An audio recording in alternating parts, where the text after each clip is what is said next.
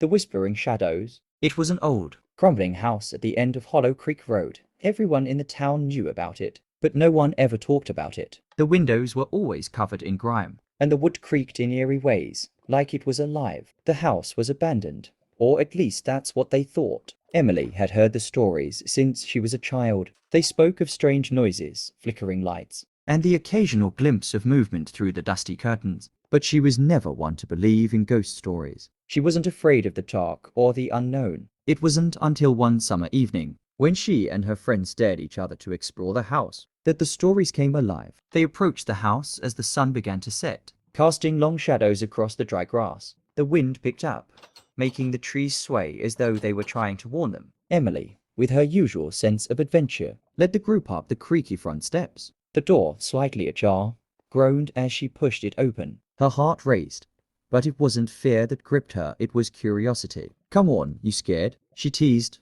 glancing back at her friends. Jared, always the skeptic, rolled his eyes. "It's just an old house. I bet there's nothing even inside." But the others weren't so sure. Emily's best friend, Sarah, hung back, glancing nervously at the overgrown garden and the strange symbols etched into the doorframe. She had heard the stories to the ones about the whispers at night. The footsteps when no one was there. The air inside was thick with dust, and the musty smell of old wood and decay filled their nostrils. Emily stepped into the foyer, her flashlight illuminating the grand staircase that spiraled upward into darkness. The floorboards groaned beneath their feet, and somewhere deep within the house, they heard a faint, unsettling sound. "What was that?" Sarah whispered, clutching her friend's arm. "I didn't hear anything," Jared said, trying to sound confident, but his voice betrayed him. Emily turned toward the source of the noise. It came from the back of the house, a room they hadn't yet explored. "Let's check it out," she said with a grin, though her own unease was growing. As they walked deeper into the house, the air grew colder,